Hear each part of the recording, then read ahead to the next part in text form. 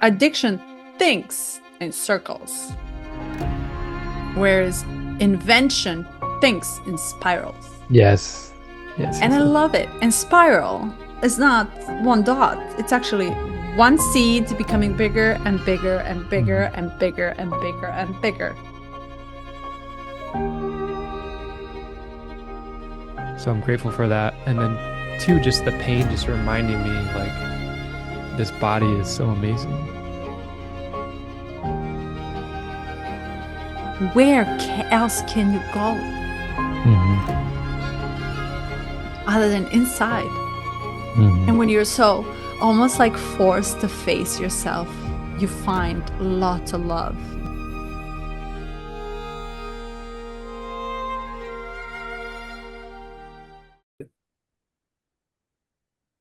Well. We have Kaylani joining us. Thank you Yay. so much for joining. We welcome you in this container and space of ours, and that everything that comes up is welcome. Every question, every debate, every uh, position that you might feel you want to share, you're more than welcome. This is the space to do so. So, welcome, Kaylani. Thank you. All right. Well, Eric, since this is your key, oops, Yeah. shall Hmm. we open? Yeah. Okay. So superficiality, well, it kind of is what it sounds like. But what we typically do is when one of us opens, we kind of begin with the part that stuck out to us most, which for me was the yearning for the so-called days, the days of old when things were simpler, life was easier, and we didn't have all these complex things going on. Um,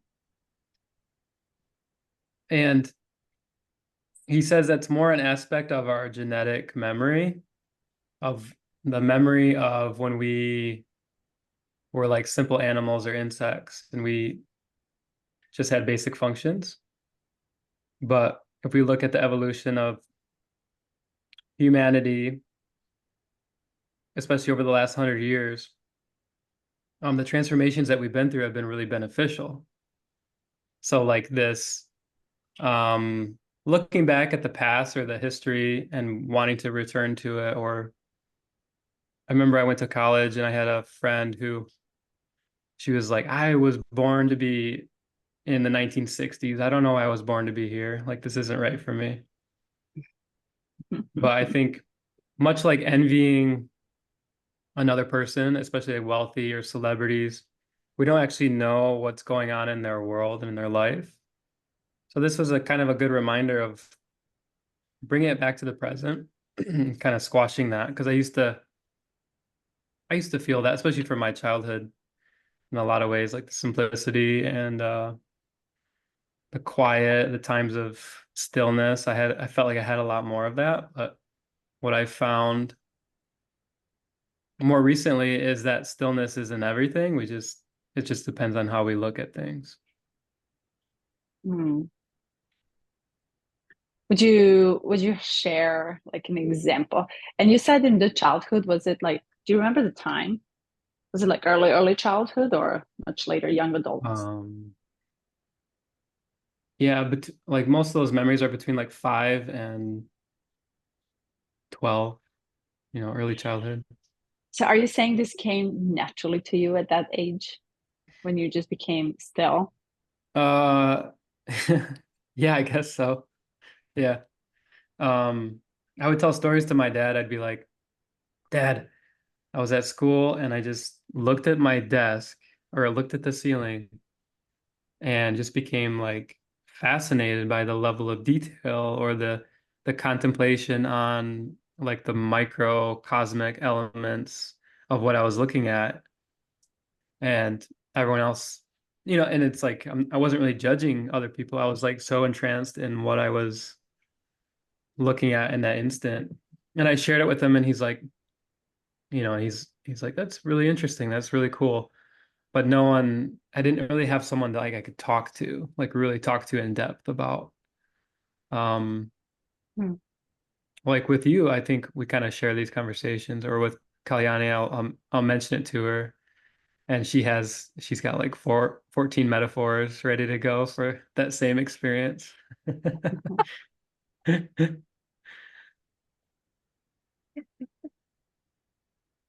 Would you say that that the wish to return to the past would be a little bit like idealizing um the imaginary scenario of what you thought it would like, of what you think of something as your ideal, these imaginary things that we cling to and think are how we think they are, and they never were. There everything's always as it is always,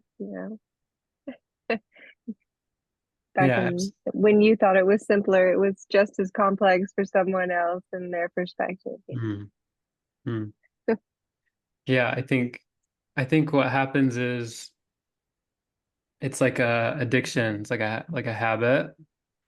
Like we Mhm. long for some kind of escape or some kind of distraction.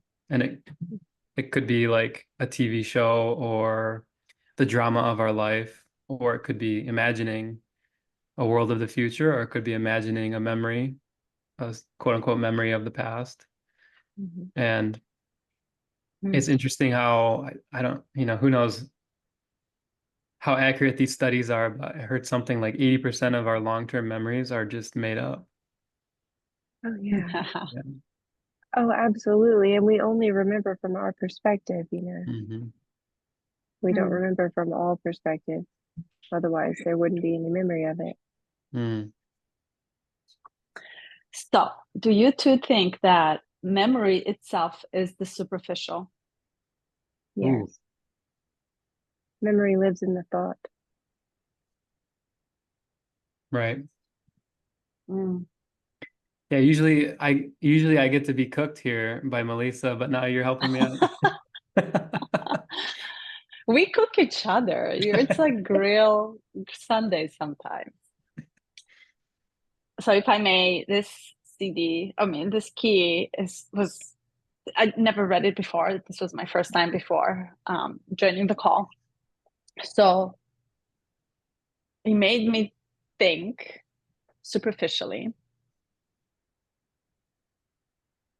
that after we reach the states of CDs at this level, and I know I'm bouncing off, but the point was to really not even be here. If you end up being fed or taken care of in this physical body where you don't really actually care about anything else. So before we reach that CD state, which is these through deja vus that we get in life, and I love me deja vus because they're really shocking and really fascinating. But before we get to that state, we have the thought process. And the thought process really is what makes us use our mind, justify our behavior, use the past, create the future, feel the contribution towards something. And we're always going somewhere. And to get somewhere, we zuzu like insects, like busy bees, headed somewhere, nonstop, as we feel on the shadow frequency that we're actually contributing either to our evolvement and evolution or to people around us, or I don't know, we're building the house. That's the point, right? So we're going elsewhere. So it made me think it's like all this thinking, all this knowledge, all this experience that, yes, can be explained by language and mind, but also felt in the body.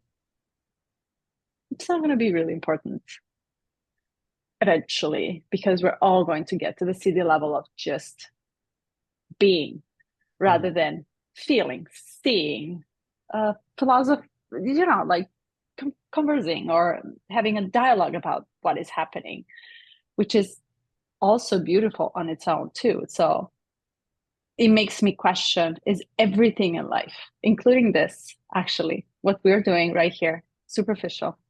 Is our philosophy superficial? Is our art that comes out of different fields or different parts of the brain also superficial? Is our belonging, needing, contribution, seeing bigger picture, believing, hoping also superficial. Oh, yes, for sure. For sure. Anything that's in the realm of the thoughts is superficial. If it can be said, then it isn't the thing you're looking for. If it can be explained, it isn't what what you're trying to explain. It isn't what is explaining, the thing that flows through us is not the word that we call it. Mm. We never were. This all important image of our I that we create within ourselves, that we've been creating for since the beginning of time, eons upon eons of I. It's all nonsense. There is no I to be said. There's only what is. And in that what is, then that is how we see. It isn't with our eyes that we see. Our being is a reflection of what is. So were you able to reach similar states, Kelani, where there's nothing else to say? And we're really trying something. We're trying to stick with the shadow, to explain such a high state, which is a trap. We always fall in this trap. Always. The shadow is not real. There's always an opposite. Everything always works in opposites. Without one, you can't have the other.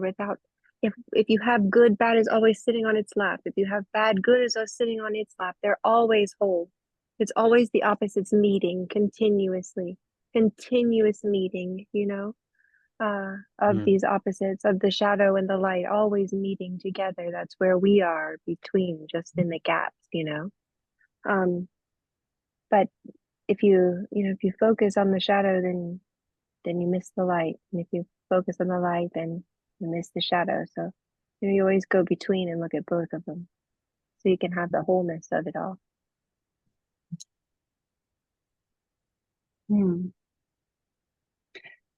Eric, do you have anything to say? So I can keep going. Oh, just enjoying the stillness. So you're pointing to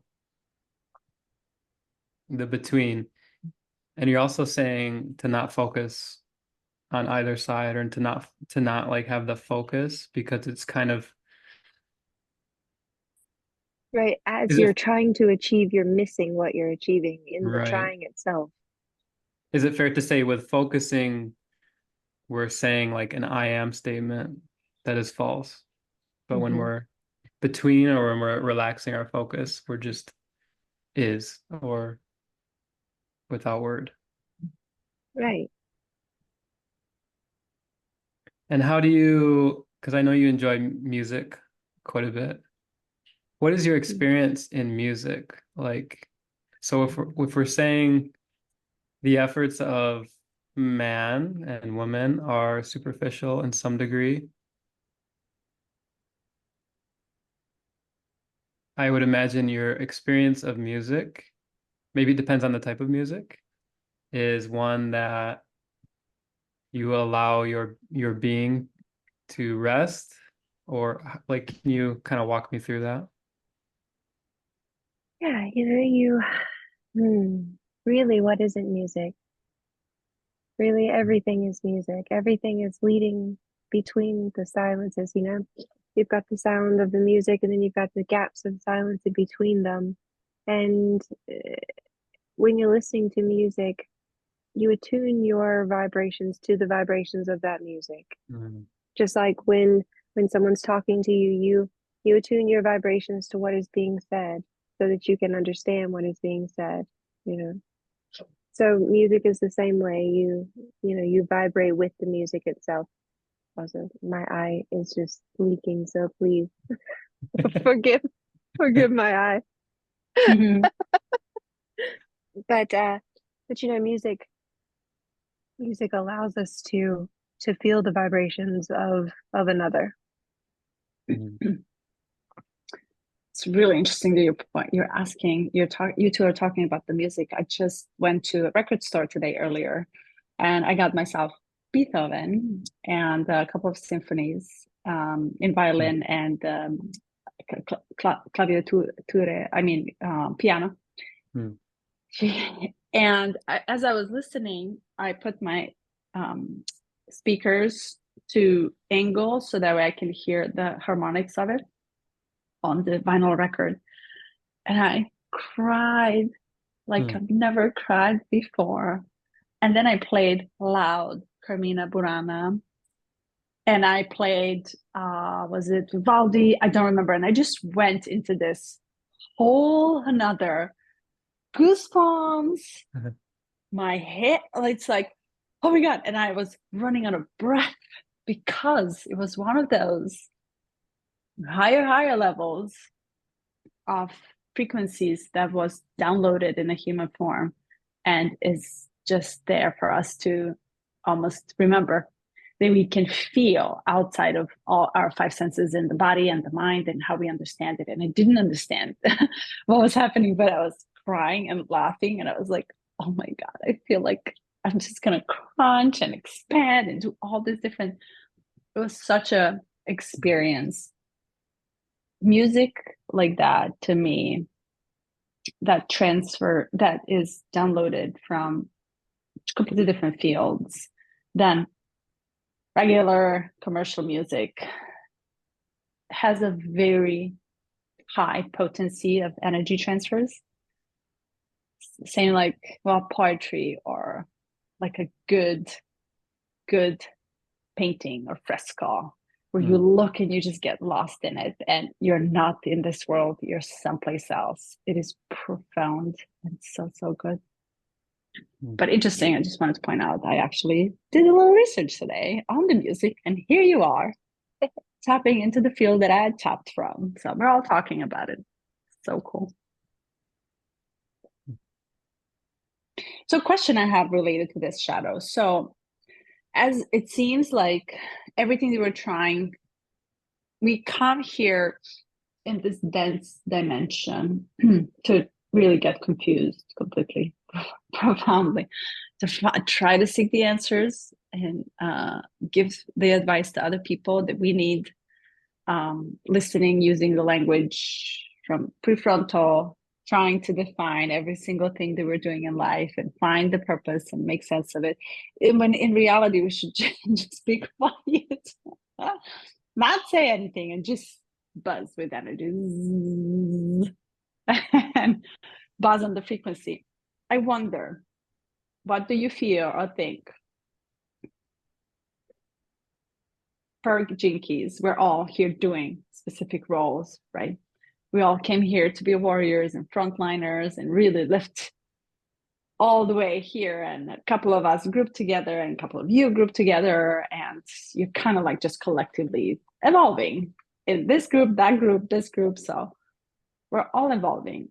It almost feels like it's not our time yet to get rid of the thoughts. Time will come. It's not yet there. Thoughts are only in time. When you're outside of time, there is no thought. But when you're in time, there is thought, because time is also the illusion. Yes, let me use this exactly. But if we didn't have thoughts, we would be a simple vegetable living in the seedy level when someone has to spoon us and feed us and give us water. But is that truly without thought? Because our thoughts, when you're without thought, it is you that is without thought. It doesn't mean that there are no thoughts there. You still feed, you still do your daily activities, you still carry the water and fetch the wood. It's just that you're doing it in a completely different way. It isn't you that's doing it.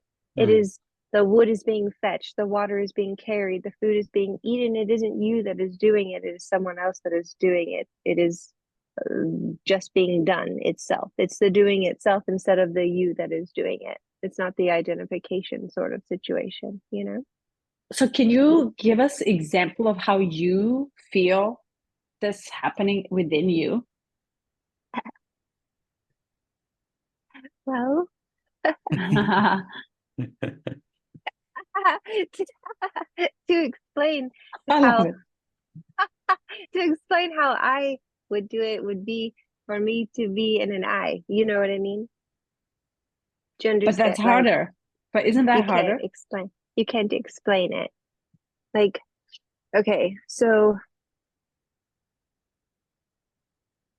if you're singing a mantra or something, you know, you sing it 12,000 times in a row, it begins to sing itself, you know, not 12,000. You can do it 108 times, but it begins to sing itself. And so it isn't you that's singing, it's just the singing is happening. It's a happening instead of are you purposefully doing something? Does that make sense? Like watching the thoughts, watching the breath. It isn't, you're not actually doing anything. The breathing is just happening on its own. Just like Mm, singing, when you're singing, the singing isn't, it isn't necessarily you doing it. It's just happening on its own. Does that make sense? I think so. I have a I Yeah, have a quote from 15 that might help. From from 15.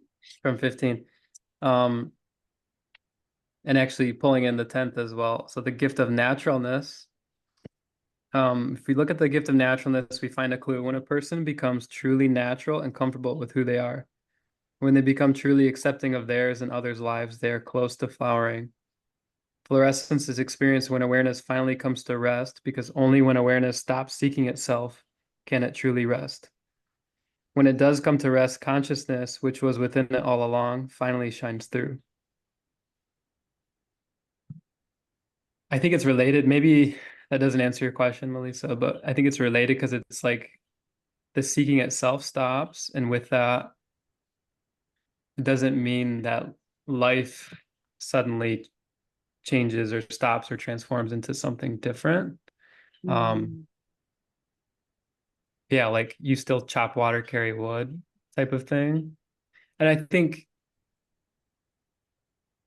it's like it is super difficult to explain because I've had states, I've had like moments where I could taste it during like the activity, during like the hustle and bustle.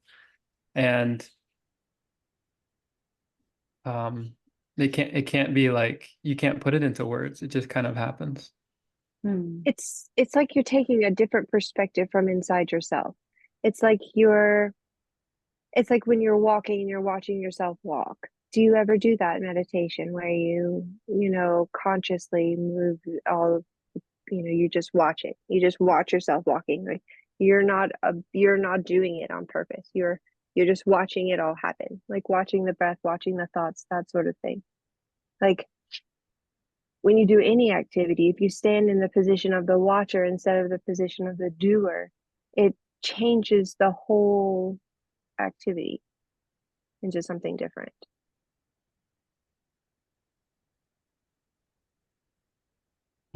Melissa, you had you had an experience. You went to Greece and you had like a week of intense focus, right? Where you like mm-hmm. fasted, you were like intensely like staring at something, and then you held a mirror and you walked backwards to find your way, and you walked extremely slowly.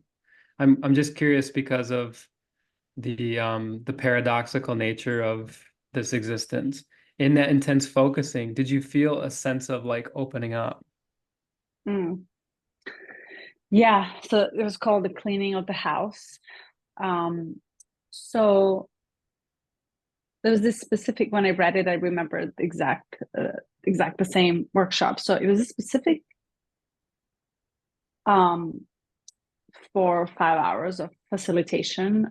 Part of the program was for us to move from one spot to another in the nature, um, in a very slow motion, where you lift your leg and you're just moving your leg as you're breathing. And you're taking your time moving it. It takes like 5 minutes to go and move and make a next step and connection to the earth. And then another leg goes up. And that's all you do for 5 hours.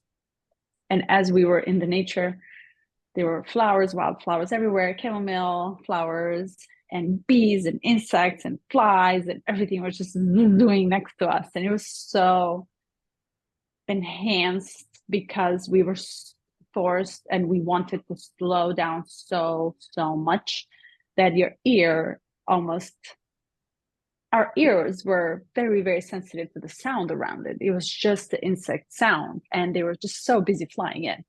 It was the human against the insect being much slower and um, reversing the speed in life as they went anywhere. They don't know where they're going. They're just going instinctively. We don't know where we're going either. We're just going like that in life. But it was really profound just to slow down a little bit and really hear the earth itself and how it's moving. It's almost like watching us just tilt a little bit every single second in the universe, not having awareness of it on a daily basis, rather than actually putting so much intention for that 5 hour of walk just to hear what it feels like. I didn't have any deja vus. I just had the stillness, but my mind was conditioned 3-4 days of complete silence to actually slow down its thinking as well. So it was so slow in thinking that I didn't really worry about making sense of anything, rather than actually just observing how every other insect is flying next to me and hitting me and bouncing off of me. And just, it's almost like a busy, busy traffic. But it was just interesting. I don't think that was any civic state or any state of, it was just a hyper awareness of the environment and the sensations. The sense was very, very sensitive, almost like to every single sound that we don't hear on a day-to-day basis. It was just so loud. It was just like, it was just so wow. But yeah, interesting. It was a really good experience. But yeah, I don't know. I highlighted one thing. I mean, do you want to say anything on that, Eric? Or Gelani? I think of the only thing I can think of is it called drishti kalyani, where you stare at a candle flame and hold focus? Oh, yes, that's I I'm thinking Gaura Shankara meditation where you stare at the candle and think Yeah. that. Or Yeah. Osho has looking in a mirror with candles Oh, around you. oh yes, and the eye staring. Very good. Yeah. Is that a There's lots of practice? yes, there's multiple practices where it's like staring at a candle flame, and then there's a eye gazing one as well. That's a good one. Yeah. Yeah. And it just made me think of your experience, because in the intense focusing and the like I don't know with Osho's if it's imperative you keep your eyes open, but I know when you're looking at the candle flame, it's like just keep your eyes open, and if they're gonna cry, you let them cry. If you get dry, let it be dry. Just allowing the states instead of kind of we blink to escape it or we blink to change. And in that, at some point, at least what happened with me, is the sense of self kind of like dissolve, like kind of blurring, like my hands are blurring with the Zoom background. And it's like the paradox of like as you focus, you're kind of in a way you're paradoxically expanding through the point. I don't know if that makes sense, but Have you tried those practices? yeah. And the eye gazing as well? Yeah, the eye gazing, I don't know if I have to try it again. I'm curious. Because it's It's like, good. is it supposed to be done at night? Yes, Yeah. before bed. Before bed. It's a good Yeah, so one. you're in front of a mirror and you set up some candles, and then you just kind of look at your eyes in the mirror for an hour about. And like there's many possible things that can happen, but one of the things is you might see your face might change. You might see other things. And at that time I was kind of going through like darkness. So I was trying to, I'm like, okay, trying to get over my fear here. Like if there's a demon, if there's a ghost, whatever you want to call it, just like different forms of our higher selves or the all. And that was kind of my focus at the time. I think now would be interesting. But that's another one that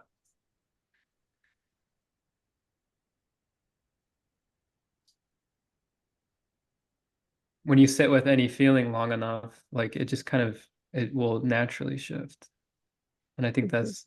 that was kind of the interesting takeaway was I thought this would be scary, and here I am 20 minutes in, and now it seems pretty mundane. Or the other time I did this was really profound, and now it's kind of I'm just looking in the mirror. Yeah. We did the same practice with in the same workshop, but we just stared at each other for 2, 3 hours. And there's a lot of channeling that happened, and suddenly just something opens through the eye, and I don't know, call it portal, dimension, fields that we entered into. It was just so profound, and you're just really looking into almost each other's possibilities, records, what they show, what they hide. And it's like profound. It can be, I think it can be done in not only in night with candles, staring at yourself. You can do it with other people. And the point is just to find the still point. Okay, so the question is, can you stop your mind from thinking of what is happening in front of you, in front of your own eyes? Yeah. I can't remember what Gene Key this was, but it's I think it was 18 maybe, but it was like it's not that we have to stop our thinking, it's that we have to like we have to do anything, right? But it's to not become identified with the thoughts that they belong to us or that it's some attachment.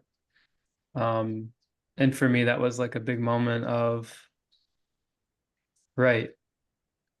Because if you've ever tried to stop your thoughts for an extended period of time, it's fruitless. It doesn't last. But by detaching from what they are, do they belong to me? Is this something I need to feel something because of this thought I had, or is this something I should react to? And instead, just like Kalyani said, moving your awareness to a different space within and allowing some distance between that kind of like procession of thoughts to go past and just allow it to be. Yeah. Hmm. As if you're disassociated from it completely and you're just watching tennis. Right. Right? Right. Right. Technically. That's what we do, and that's what that's what we do when we do anything, though, right? Unless we identify with it, we see it and we acknowledge it, and So question. When you acknowledge and become aware that something is happening, it can either be on this side or on this side, but something is happening. There's a chemical process, alchemy is something is moving. So it either can be body sensation, it can be a story in creation, it can be a totally new idea of creativity or inspiration happening.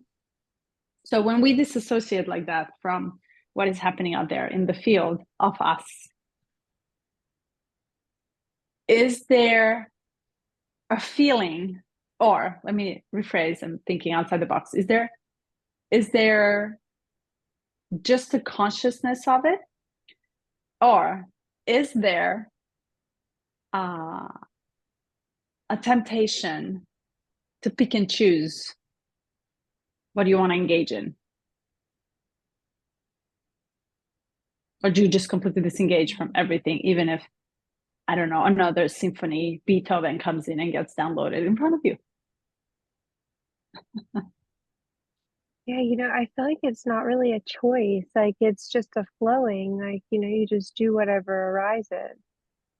When you sit and your thoughts are calm like the water and then a boat pops up, then you ride on the boat and see where it goes, and you just are watching. You're just following along, just flowing, just going here and there, flowing. You're not fighting whatever it is. If it appears to you, something arises and it doesn't goes against your ideals, or it's not something that you would choose, you it doesn't it's not that's not the question, like there's when something arises, you're not saying, is this good for me? Is this bad for me? You're not judging it, you're not comparing it to something. You're like, oh, okay, cool. Because everything is there for your growth and enjoyment. Is that how you do? Yeah. Can you give example? Like Um, of when you hopped on someone on a train that just passed by. It's a bullet train taking you to Hawaii, maybe. I don't know where you're from. um, I Oh, don't shit. Are you know. not in Hawaii? No. No. Oh, yeah. That's why I was like, I saw Harry was like, yes, yes. Oh no, I'm no, I'm in South Carolina.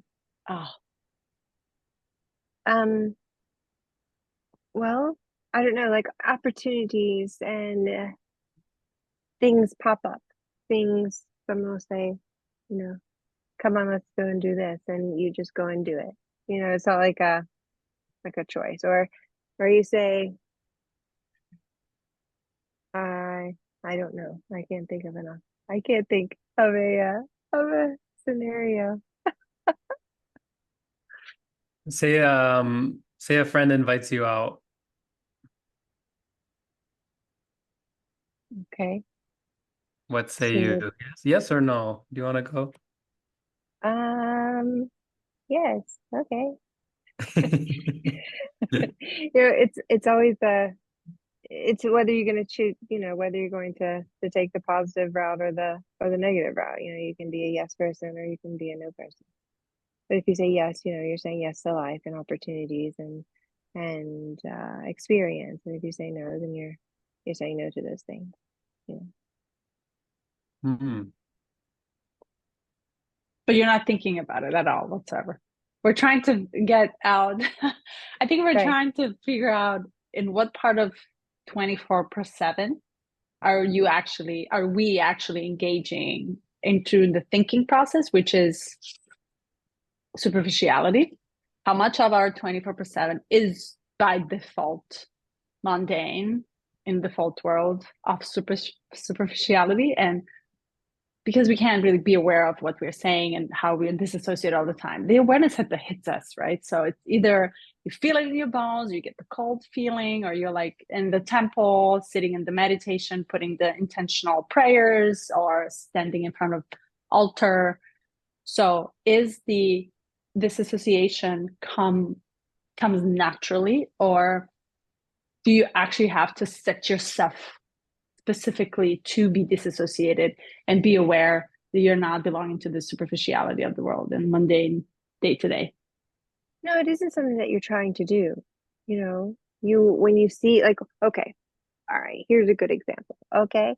So, like, I work at the hospital.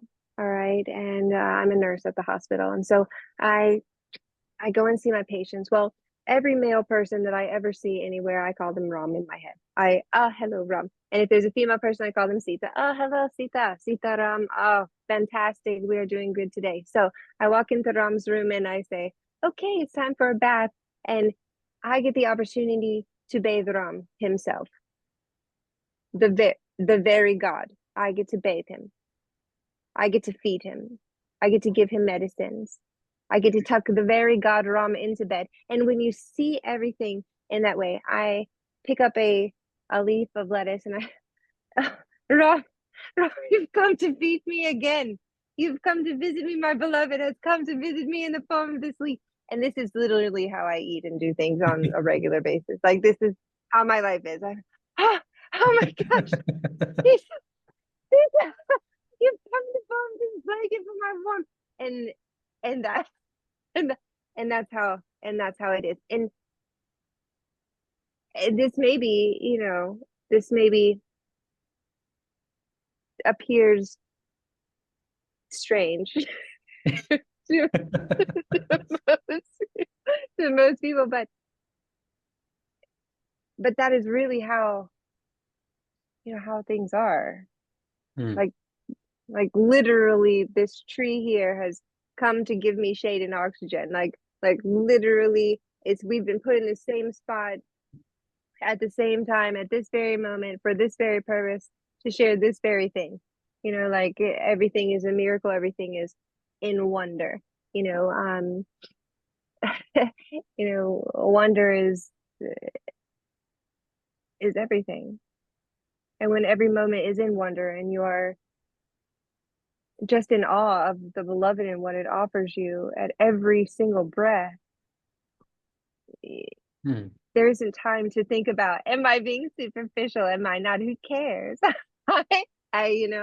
It is the surrender into the beloved, the bow that everything is, the bow of the breath, of the step, of everything.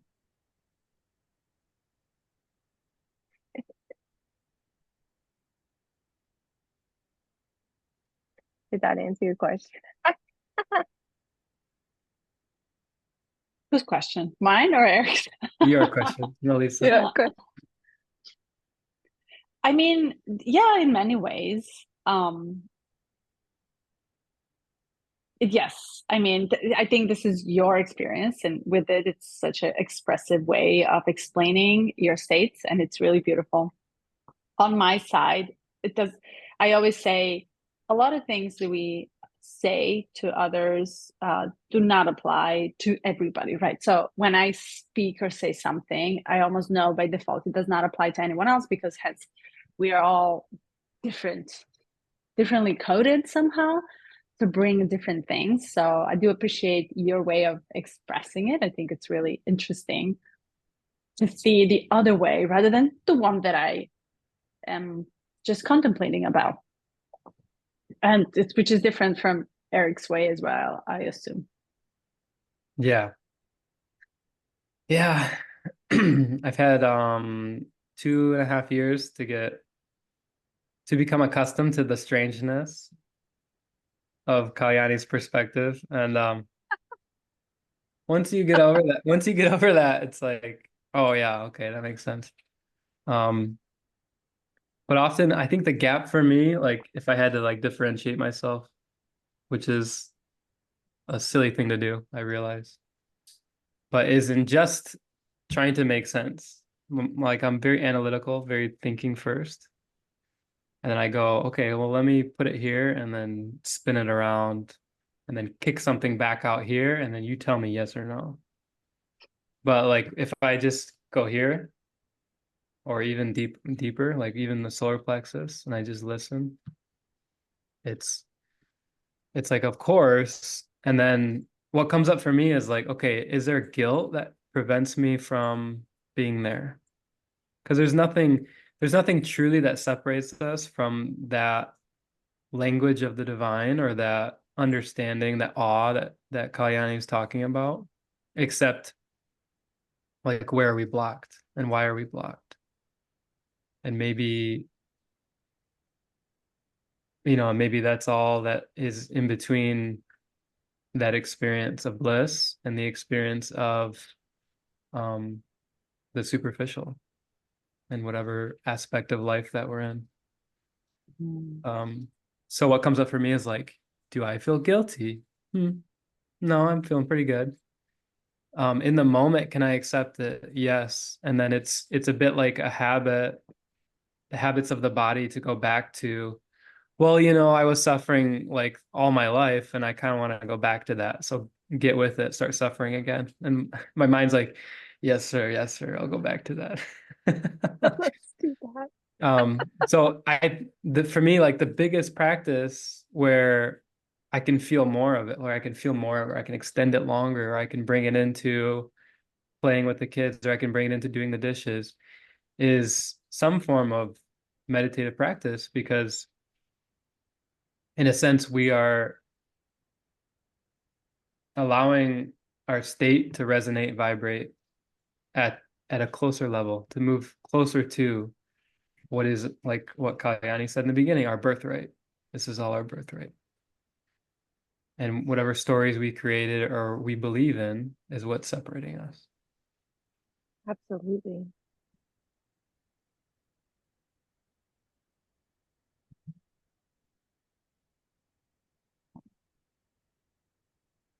Is that good for shadow, or do you have any more?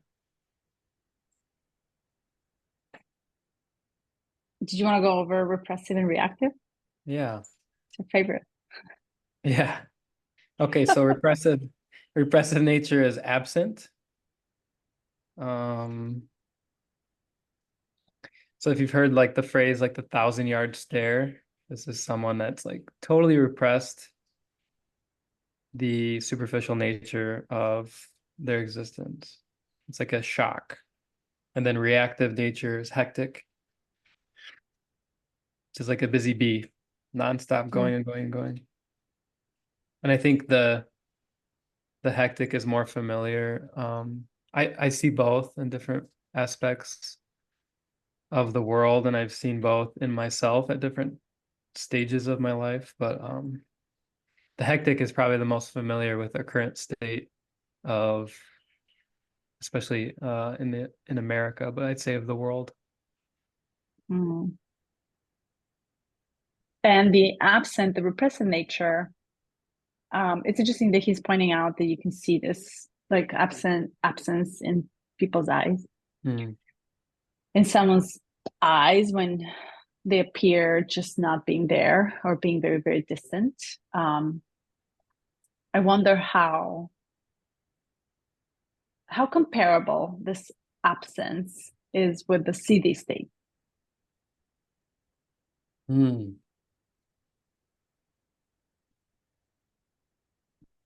Because Absence versus presence. Mhm. Yeah, absence feels like, when I hear it, it just feels like retreating, like not wanting to. It's like a trauma reaction. It's like, get me out of here. Like I need to have a safe barrier between this unsafe world and the I am, or the state of I that I am. Whereas the presence is just like a deep allowing, which is fundamentally different, but might not appear to be different in like action, right? But I think in quality, like when you look in someone's eye, I think you'd see the difference. It almost feels that there's a huge energy differentiation between the two. It's like in someone's presence, you feel the presence of it all, or I can just assume, or you just feel the aura of it, like vibrating into you and expanding you on many levels. So I assume, and with the distance or absence of someone, you do feel fear because you don't want to get there. And I've been with in front of actual people that were gone. Like you're talking, like gone, not present, not in the body, not wanting to be there. And it's really interesting how energy plays. You can just feel the quality of that energy being just completely different. Versus with someone, I assume, who is actually completely differently energetically radiating totally different energies. You can just feel it.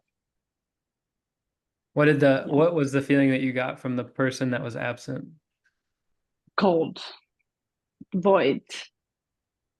In the void, Fear. did you feel like it was like sucking from the environment, or?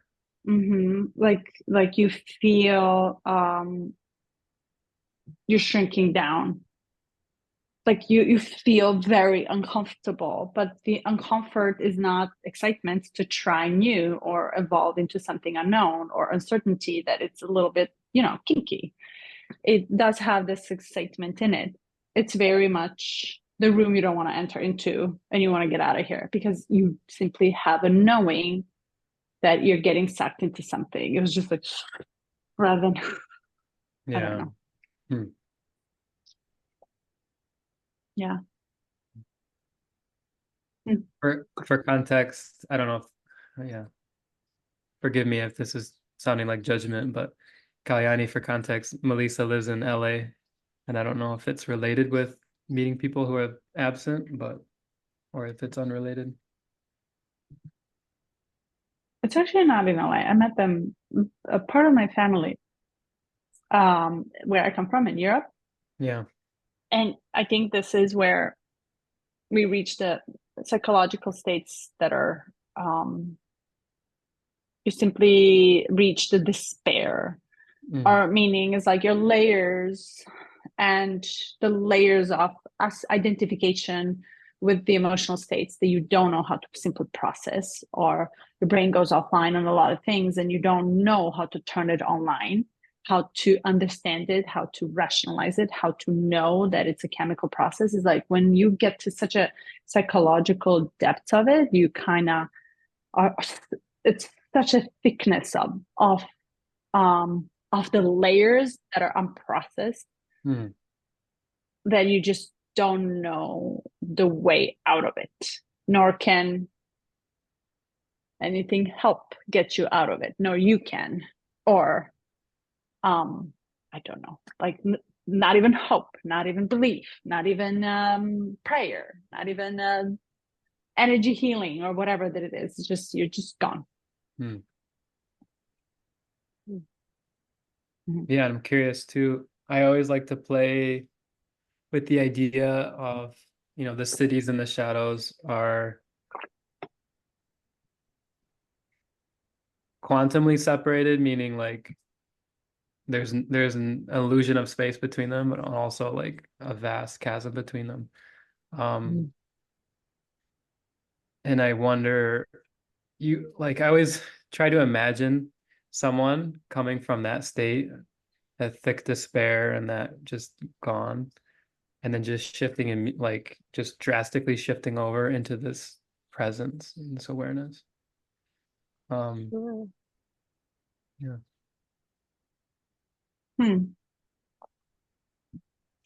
I mean, what are the laws? What are the odds that you can, and what are not the odds that you cannot, right? So it's almost like something plays inside and out that determines you're either staying in there and I don't know, or maybe you're actually moving out of it. And I'm not trying to understand it. It's almost like, but when you look into the eyes, is that where you actually recognize the difference between someone who is full of life, which is bliss and instantaneous feeling of expansion, and like you want to cry because you just heard Beethoven, for example, right? So it's Symphony Number 5. It's like, oh my God. So just for the example, I didn't know, was I crying or was I laughing? Because I had these two states just like permeating together, fused. And I was like, I am having a major process right now. Yeah. As if I am not even here, but it's going through my body and I'm crying and I'm laughing and I'm drooling. It's like I had a whole bunch of stuff happening just by these 3 minutes of listening very loud harmonics and the sound of it. So that's the aliveness that we can experience often. And we can, from what my experience is, that you can turn it on, you can intentionally do it through the breath work, meditation, workshops, programs that you attend to, what you listen, what you read, how you actually read the words, how you sound, even making love, really, and anything related to the human sensical experience, where we get to connect the states and feel it in the body and expand from it, and also feel the states that are unjustifiable in this humanness of being, right? So, but what I'm trying to say is that, sorry, I'm going back and forth, but I can't do this 24/7. My experience is that I go back to the mundane life easily, and I go back to the superficiality of it, trying to intellectualize everything. rather than trying to pull, right, from the higher intellect and higher mind in different fields, something that can be maybe just set in silence, or can be just a sculpture or some sort of form that comes out in a poem or the writing or the movie or the colors or the painting, that actually has its own vibrancy that it's not explainable with words. So it's hard for me to think that I am sitting in this level all the time, when in reality I'm actually really thinking about every single move that I make throughout the day, and really trying not to be trying to be almost honest about it, right? Or accepting it, that it might be that case of me experiencing the superficiality until there's none anymore. So it Oh, is. you kind of plan to exhaust the superficiality? Why not? It feels great. What if you Sometimes. just stop trying? Like, what if you just stop trying and relaxed into what is and just waited, alert, ready, waiting? But I really like it. It's my point. You like it? Oh, okay. Okay. This shadow feels great for me. Hmm. It might not be, it might not be shadow for me, is what I'm trying to say. Yeah. Yeah, it does not apply, right? So it's almost like it's one defined shadow for someone, but it can also be an elevated way of thinking in someone else's experience. Well, thank you for that level of honesty, because when you say just the words like I like it, I'm like, well, of course. You know, it's like I can pretend that I'm higher than superficiality, but in reality, it's part of the experience and it is likable in a lot of ways. That's why I think that's why most people are there. Good news. It's gonna just be removed. Let's wait. It's gonna potentially it's gonna puff away out of blue, which sure. But in the meantime, Okay, speaking of divine relaxation, isn't that perfect? maybe Kelani can say something because she mentioned it. Yeah, Maybe you just relax. yeah. Yeah. Well, when you're trying, it's you doing it, you know. Like when we're like instead of in relaxation, you're just being instead of trying to do something, you know, First and you thing just that let it popped in my flow. mind, just like laying on the floor, looking at the full moon. Mm, Yeah. beautiful. There's a lot to like in that too. How long can you do it?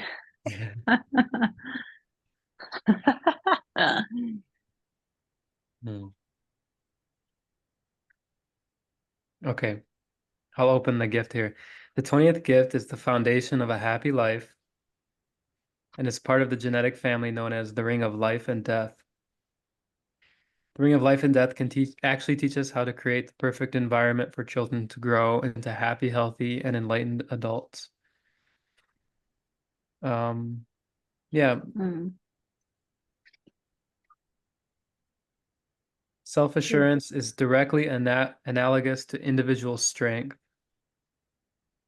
And every child has their own natural strength that emerges organically as they develop, as long as they are given the right loving environment through their parents and peers. Uh, yeah. And he talks about like the ideal environment being a large family or community of adults who are manifesting right action. And that's the perfect natural educational base. And in that environment that I long for my kids, it's like the worry and stress about what school to go to or what program to put them in or what teaching. It's like you just allow the community to be the environment where they learn everything that they need. It's a dream of mine, but the reality of getting a group of people of adults who are in right action together is yeah, it's been pretty difficult. It seems like the people that want to do it have not had the right upbringing. Like they're the more motivated people, the more motivated individuals, and they're trying to change it for their offspring and make a difference, have a different upbringing, maybe one that's closer to what they wanted. And part of that is like you get a bunch of adults together who are in different stages of quote doing the work. And so yeah, it's been a fun experiment to see that. And I have yet to see it in real life, where it was like conducive to children and to their growth and development, where it worked. I've seen one place online where it seems like it worked in Costa Rica. I think it's just called Pachamama. Was very focused on the upbringing of children. Yeah. But to me, that element kind of speaks to like where we're headed. I think naturally it will kind of evolve into, it will need to. I think we're all kind of yearning for more community, more connection, and shared responsibilities and roles. And even when we have friends and like if we have like friends over, including the parents, like our day just gets tremendously easier because when it's just us at home, meaning Carly and I and the three boys, it's like dad, dad, dad, dad, dad, dad, dad, mom, mom, mom, do this. Come over here. Look at this. Do this. We have friends over and I don't hear from them for 5 hours. I'm like, cool. Yeah, this is a little bit of a tangent, not really where we're going, but I always like talking about kids and parenting and that stuff. He did mention here 3 or 5 actually. For child to grow up truly self-assured, you need to model altruism, remain detached, encourage invention, innovation, and simplicity. So with these 5 in mind, let's just say if this is to be or become, do you see the community around you that you can create or co-create with Carly or another family? Sometimes you only need another family or a neighbor next door, and then another house, another house, another house, and it's community. Do you think if we were just to have this in mind, would this be teachable to a child, and in order for him to become self-assured and operate out of gifts other than superficiality? Yeah. The couple of things I thought about with the mentioning of those 5 attributes or the 5 gifts are with Pachamama, one like they have like core values that they have for being a member. One of them is meditation. And I think it's like once a day that everybody needs to meditate. And it's like, it's not like it's like a should, right? It is in that environment. But it's a should because it changes the quality of parenting, the quality of food preparation, the quality of existing with other people. It changes the quality of everything. Just the presence that you bring after you've engaged in the practice. So I think that's a necessary component. And one thing that happens with that is relaxation. And I think altruism, detachment, invention, innovation, and simplicity can only happen if we remove ourselves from being in the way of everything. So like if we have all these big plans for what we're going to do with the kids for the week and okay, at 9 o'clock, we're going to do this activity. And I'm going to set up all this stuff for you guys. And it's like you're removing invention, you're removing innovation, and you're not making it simple. It's becoming too complex. And now they're disorganized, it's chaotic, and they're rebelling against you. And you're like, okay, this isn't working. We can't do it. Right. So it's like an element of like just because you're in a relaxed state, it kind of happens on its own. Mm. At least that's my guess. That's my intuition. And I've seen it too with our kids. When they see that we feel free or that we are free, they themselves can then emulate that freedom. They embody it just from being around it and being in that presence. And that's the only way to go about it. We can't tell them how to be free and then go and be bound, go and be in our states of suffering while we're telling them, like, you just need to be in bliss, just be happy. Don't mind me, I'm gonna go over here and cry over my taxes. Like, it's like the examples we set are so important, much more than the words that we use with them. Although words, yeah, go ahead. Go ahead. Finish. I was just gonna say, I mean, words are powerful too. Like we're casting spells, we're putting our magic into our environment. So it's also important to be intentional with that. But I think with relaxedness, like just in the fact of like speaking less, you're less likely to do something that would make you bite your tongue or be like, oh, our 3-year-old likes to cuss and it's not my fault. Just kidding. So this self-awareness as a gift is how to raise children to become self-aware with all these 5 potentialities of it. But do you two feel that this is actually also available to feel and become? And I really like how he points out is that when you're so self-assured, there is the part of you that surrenders to the cosmic happenings, and you almost have this sense that universe has your back no matter what. Yeah. Well, that's trust.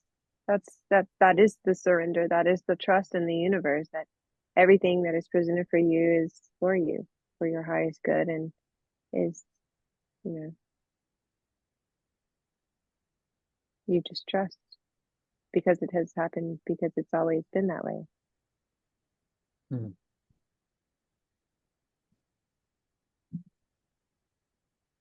I keep recalling that one of the episodes in the beginning of episodes, Kelani, Eric and I were talking about how do we surrender to life? Like, was that a moment in life?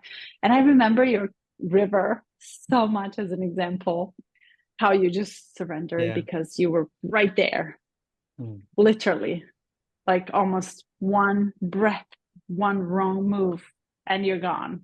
And you just surrender to it. And it was this bliss state that you experienced back then. And to this day, I always recall that story.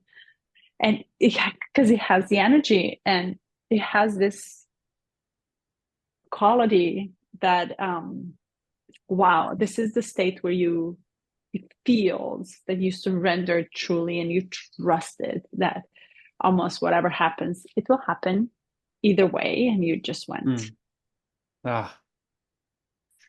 Yeah, to share the story again, quickly. I was in Alaska on a missions trip. I was heavily involved in the church, and it was like rural Alaska, White Mountain, way up in the northwest, and there was a river, and I was like, I'm gonna cross this river. I don't know what it was. I just had like, you're gonna do it, you have to do it. And I had jeans on, I had shoes, so I packed my shoes in my sweatshirt. I put my wallet in there, and with my jeans still on, I went in the water and was like, I'm just gonna walk. It looks like I can just walk right across. And then pretty soon I was swimming, holding this thing above my head, and the waves are hitting me. I got about halfway across and was like, okay, I think I'm gonna drown. So I started calling for help, called for help a few times. The only thing I saw was a bear. I don't know if I mentioned this the first time. I saw a Mm-mm. bear and it was like eating some fish or something on the side of the river. And I was like, okay, even if I make it across, am I just gonna get eaten by this fucking bear? So, I called for help and I was like, every time I call, I'd swallow water. So I'm like, this isn't working either. So I dropped my pack. Like, there goes my wallet, my identity. There goes my shoes and my sweatshirt. And I watched it float away and I'm like, okay, this is it. So I started to say goodbyes. I said my goodbyes. And I'm like, okay, what else can I do? And I flipped over onto my back and I'm like, I'll just stay on my back. I just stopped swimming, stayed on my back, just kept floating. And I looked up and like, of course, just like a movie, like the sun came in between the clouds and it was shining on me. And I'm like, oh, I was like, okay, this is it. And then in that instant, I felt something on my back. I'm like, okay, now who knows what? Took a breath and then felt it again. And I look back and I'm on the shore. So I drag myself on the shore and I just lay there and recover of like near-death experience. And it taught me a few things which have been helpful here in Hawaii already, which is like if you're desperate and in the water, just go on your back because it's like the most conservative way to keep swimming or to keep afloat. And then the other is the obvious implications for life, like how much we struggle trying to hold on to things and trying to make it our own way. And then just in relaxation I don't know how I made it across so quickly, but it happened. And it's a profound lesson. It's interesting because I was just reading about how I'll just read this passage real quick because I think it's relevant. Um, so he talks about self-assurance marks the end of human tendency to worry about life. It also carries a sense of humor. Although this is really an inner sense of humor or a sense of lightness about life. At this level of frequency, you begin to have the faintest inkling that you may exist at a higher level than you know. You also begin to have the feeling that some higher presence is actually looking after you. And he talks about how we anthropomorphize this feeling, whether through angels or spirit guides or uh, God himself or God herself, whatever. And it usually comes along with like whatever stage of belief that we're in when it comes to our upbringing with religion or whatever beliefs we were taught. So in that moment, I was like, okay, God, the Father of Jesus Christ, he's got my back. This is cool. And now understanding it in a more profound way, um, in a way that's actually more personal and more, it brings me closer to silence. But in that experience, this is funny how all this is kind of coming up right now. Thank you for bringing it up. Is I actually like lost my voice for a week.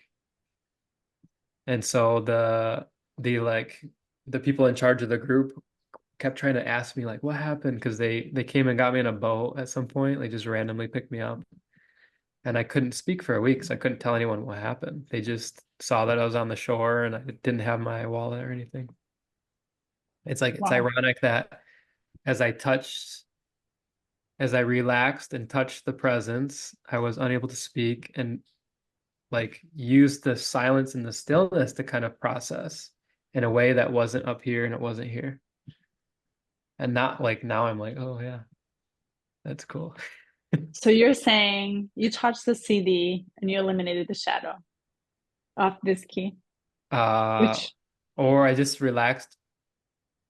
I just allowed it to be whatever it was. Like it just kind of like the ideas of identification, judgment, like placing it here, placing it here. It just wasn't relevant. And it's ironic. This is the ring of life and death. How ironic, right? It's like such a perfect as I point. get close to death, I experience more life, and in experiencing more life, I've let go of the need to attach labels to things, to have my worries, have my anxiety. I remember I came home and my parents were like, they were kind of like nervously talking in the background because I was like doing dishes, like vacuuming I was like participating, like helping out. They're like, is he okay? Should we take him into a mental hospital or something? I was 16 years old, teenage boy, and doing house chores. So Okay, so what you're saying is that you reached the city state and you were in that state cooking, marinating for next cooking. 7 days potentially, of not having anything to say related to this, but yet just feel this profound experience of stillness and the presence, life Yeah. and death. Yeah, I mean, I didn't know what it was. And that's the thing too, is like this is part of the game, I guess, like the Leela, is as we're going through the gene keys, we're coming up with more ways to be like, okay, that's that. That's that experience. That's that experience. Once I hit that, then I'll unlock this thing, then we'll achieve this. Right? It's like, what are we doing? So as you're asking me, I'm like, yeah, I can bring this into that experience and talk about it. And there's an element of like, as I put the key in, I do feel a sense of releasing of energy, of like synchronicities begin to happen, like my memories kind of show up in a way that helps me to translate a higher state into like this current experience or this current now. But what I sense is like not wanting to label it, like not wanting to label it, not wanting to go into, and this is the difficulties. How do you share an experience?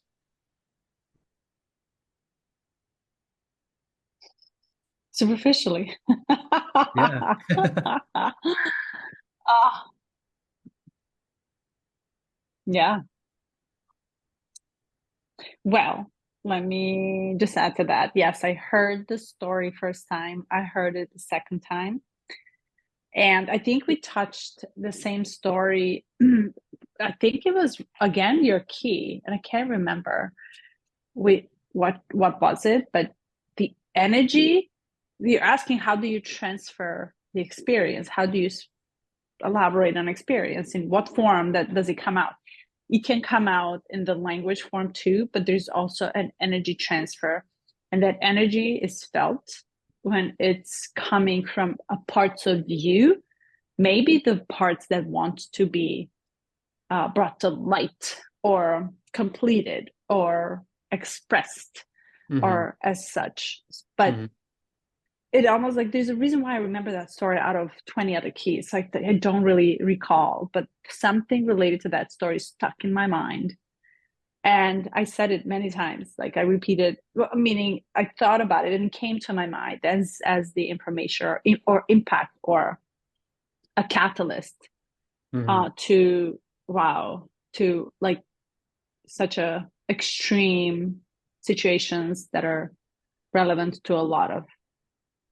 It was like you took a ladder from shadow to something much higher, but does it, right? So do we always, the examples really help understand, does it always take such an extreme situation for us to actually take a rocket to a higher level of feeling or experience? Hmm. Like Well, rocket, either you're it's it. looking that, Yeah. go ahead. Just gonna say it's a useful tool. It's probably one of the most useful tools is like the extreme states, the extreme experiences. Yeah. Uh, Not to say that it's limited to just those. I think it can happen. I mean, the stories of enlightenment are often just sitting beneath a tree, right? So it's like there's a range of there's a range of like possibilities for getting to that state or having that state occur. Um, and to share a story of like the anthropomorphization, that's a tough one. The desire of us to like label and put a something to it.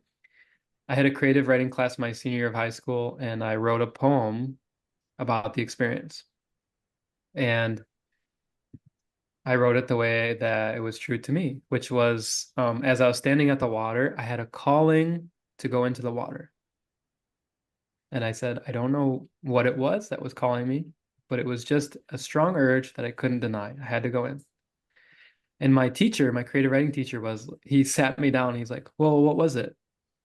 I'm like, what do you, I'm like, it was a calling. He's like, was it God talking to you? I'm like, no. He's like, was it an angel? I'm like, could have been. Was it a deep? I'm like, I don't know what it was. He's like, well, you kind of need this. It's an important element. And I was like, I had a great experience in that class up until that point, and then I was like, I don't like it.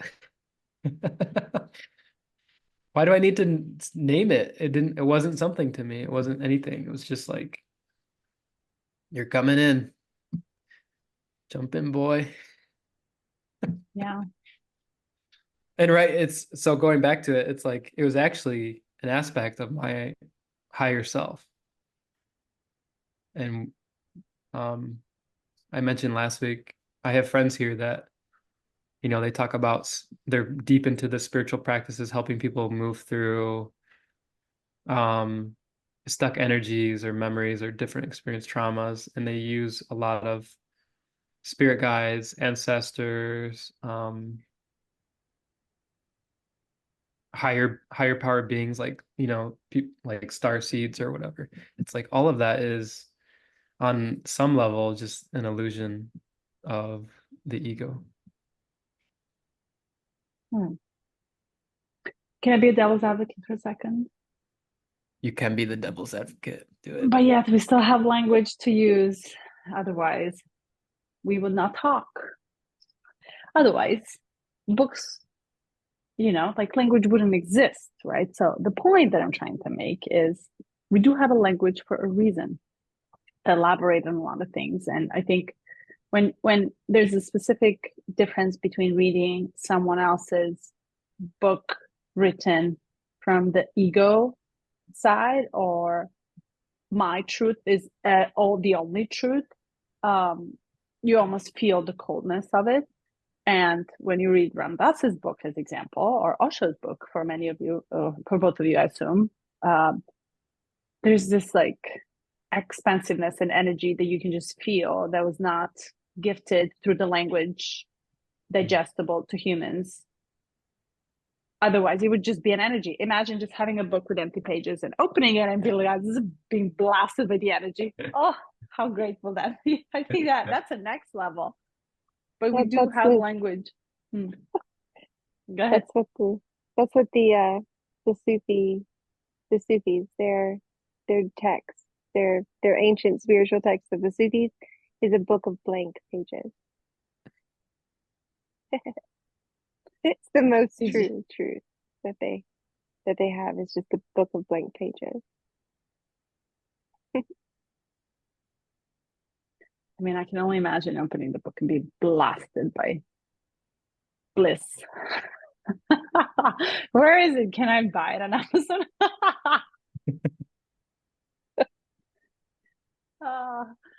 It reminded me of the story. A couple years ago, I had a friend and she was just going through a lot of stuff in life, right? And trying.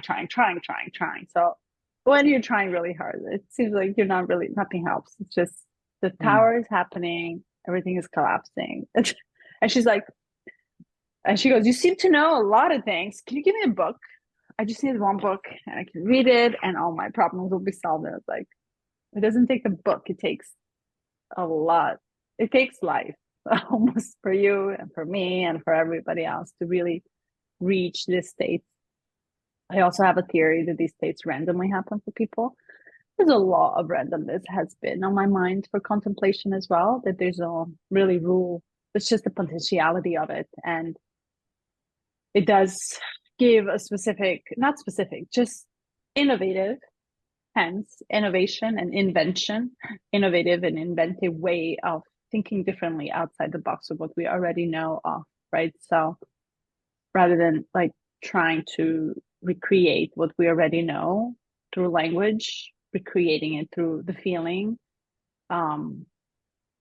For me, it takes me understanding what is happening from the process wise and what it takes for me to use the tools to get myself into the space or little circle of mind that I can actually experience these different feelings. So I feel like it works very differently for everybody almost, as long as there's that explorative way, or maybe questioning or curiosity or inspiration or bliss that comes out of blue. I think it takes that awareness out of our mundane life to just come back and really, ooh, there's a potential. Ooh, this may be the opportunity. Let's see, let's dance with it and flow with it too. Beautiful. Okay, so CD is presence, and I know we've been quite a time. Lana, do you have like 10 more minutes? Maybe we can just close with CD. Okay. I highlighted here, and I wrote the brief tease. I usually take notes on my book too. And it says, when you experience a brief moment of deja vu, which we can assume, what are the odds you haven't experienced a deja vu as a human on this planet? When you experience a brief moment of deja vu, you are tasting the purity of a moment of true presence, in which the present moment becomes a funnel for both the past and the future, momentarily intensifying and transcending them, as if they just disappeared. To me, it's like, oh, what a tease. Like deja vu is just a split second of it. And it really jolts me a lot of times, as if, I entered some other space. It feels shocking. It brings me to a momentarily awareness of, I know this, which is so good. It's almost like I want more of it. But it doesn't happen, as we know, per call or on demand. It happens randomly. And I almost wonder if I can retract backwards and how did I get myself to that state, to experience the moment of deja vu where everything just disappeared and I became present in the moment.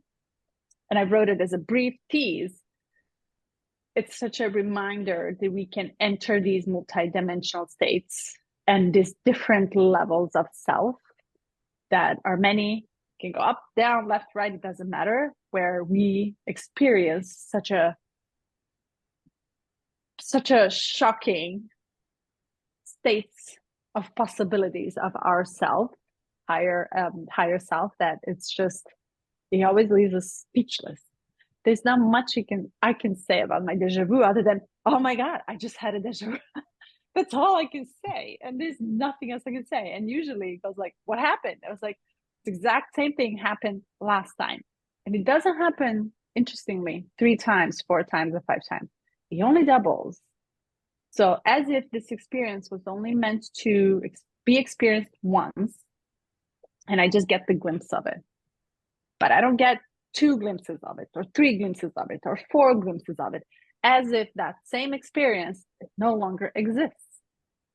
Do you have the feeling that it's something that you experienced, or it's a memory that somehow was lost? Or like how do you kind of frame it? On the body level, on the sensical level, the sensational level, I've been here, done this. This is the same exact scenario. There is the familiarity and knowing that this had already happened. So now when I think about it, I was like, did I create it? I just happened to be late in realizing it.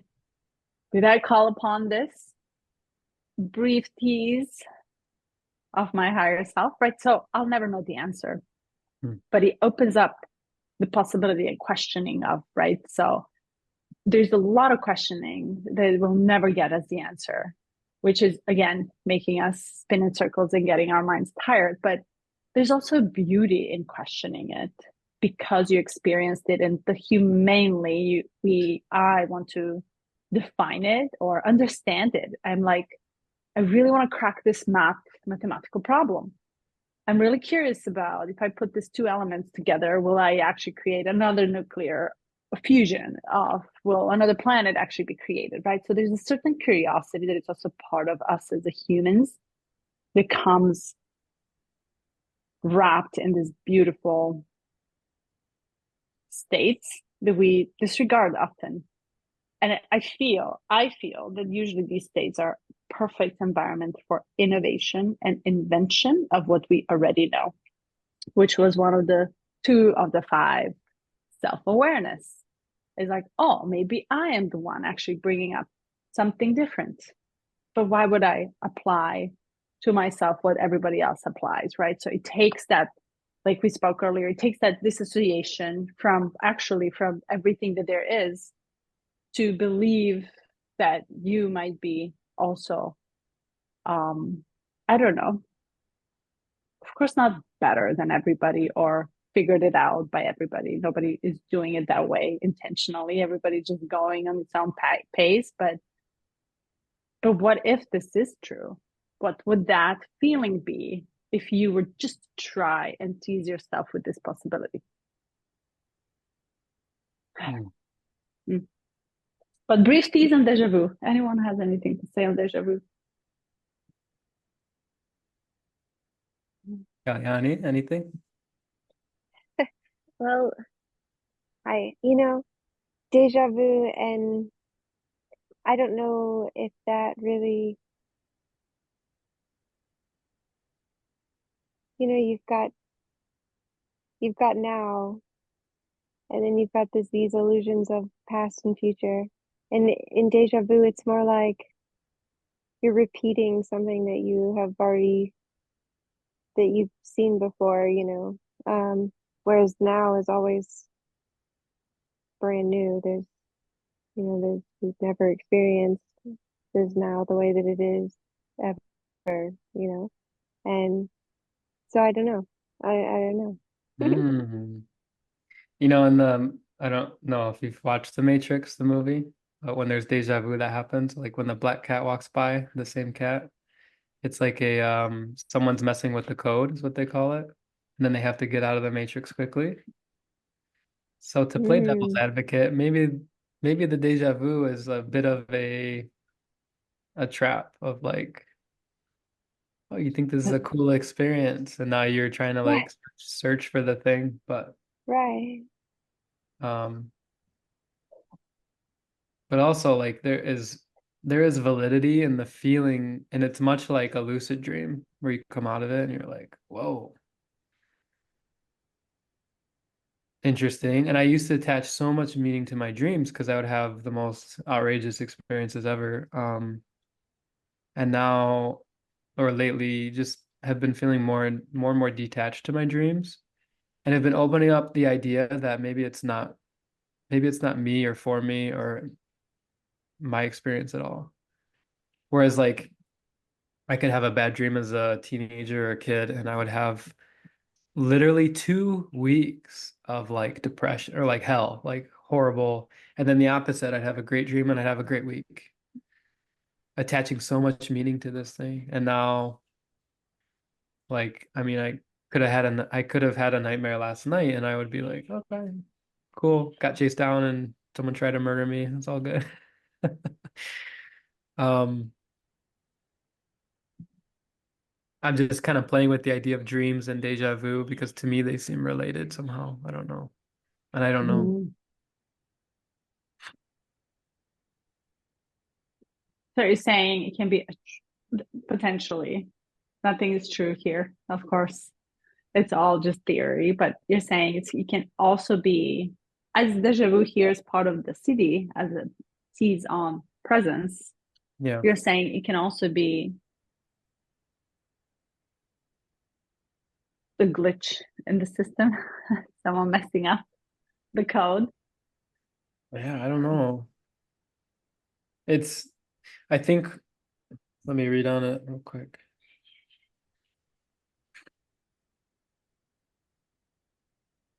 I think when we Okay, grasp, go ahead, sorry.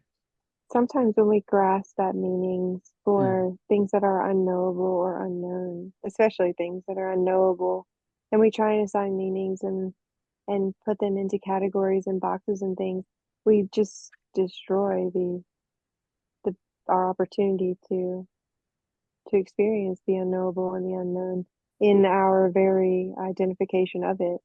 Our very pinning it down as this is this and this is that. We're destroying what it is as it is and missing the moment as it arrives fully. Yeah, beautiful.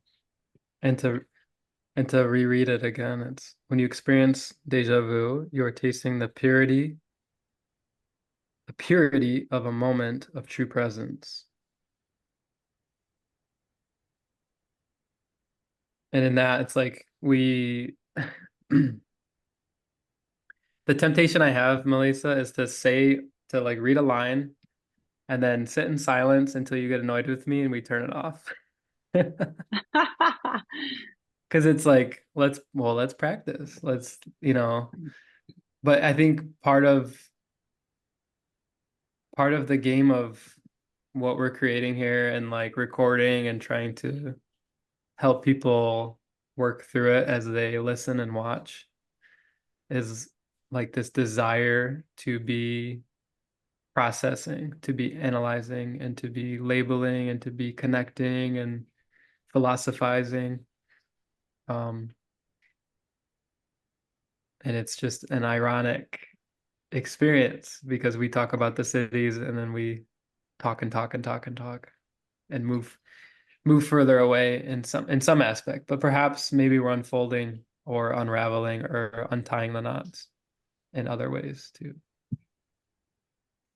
Agree. And I think the further we go with the gene keys, the less we actually have to say anything about the CDs, as if we want to respect it. But right, respect its purity and vastness by actually not saying anything and leaving it to the experience.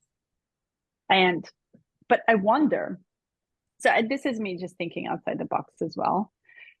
As we can more elaborate on the shadow, and out of 2 hours, we can elaborate a good hour on the shadow because it's very relevant and it's relevant to us, to our own experience as a lot of people that we meet in life and we exchange the experiences with as well.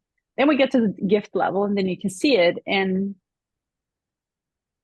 the pool of uniqueness that comes out from people and from us, right? It's like as if it wants to express itself in different form, right? And become creative. And the gifts are talents almost, or not even talents, like almost our extension of potentiality for each and every one of us. So we allocate 30 minutes and then we get to CD and there's just no word to say, as if we are embodying the shadow, living it, experiencing it, then finishing with it, moving to the gift, entering it, finding the possibility of it, coming out and actually trying to reach the level of the CD that it's unexplainable. And it always gets us in the same exact way. But what I'm noticing is that further we go with the keys, we're having less and less to say about the CDs. The further we go, the less we know. The further we go, the less we know. And more we're saying, we're full of shit. Yeah. We're really like, you almost like, but it is also healing in many ways for both of us to actually come to this realization again and again and again and again. Yeah.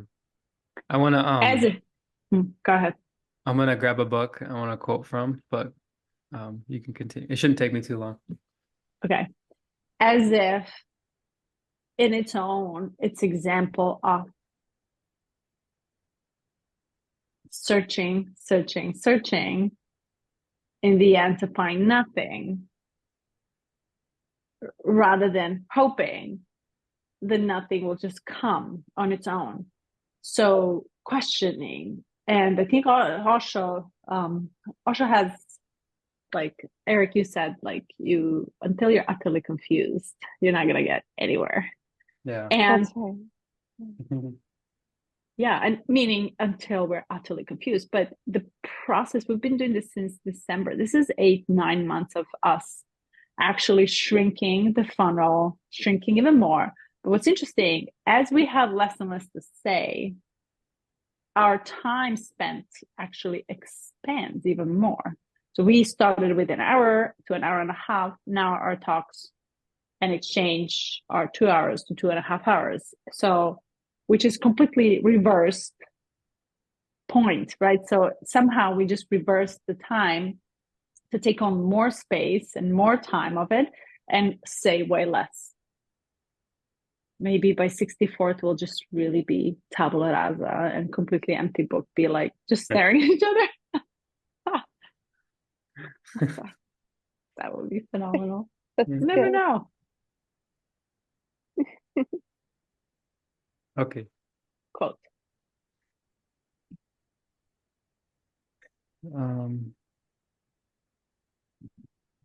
Friends, this is from Osho's book, The Zen Manifesto.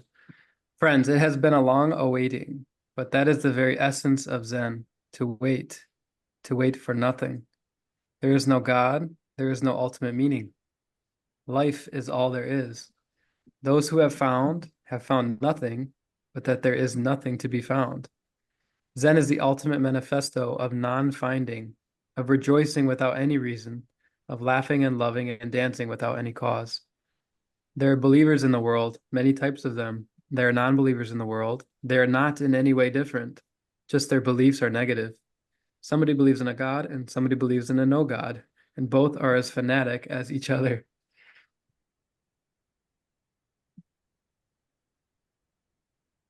That's all there is. Perfect segue.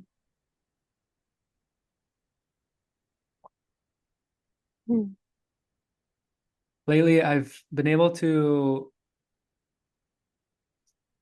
appreciate nature again. I don't know what personally has shifted for me, but I go out and I can just look at the trees, at the wildlife, and be much closer to awe for what it is than I was before. And I just wanted to share that because it feels like I'm connected to my heart again, and maybe I had it turned off for so long. So Mm-hmm. I want to thank both of you and say to you both that I love you both, and you both helped me in so many ways, and appreciate you guys so much. Well, you're just wonderful, Eric.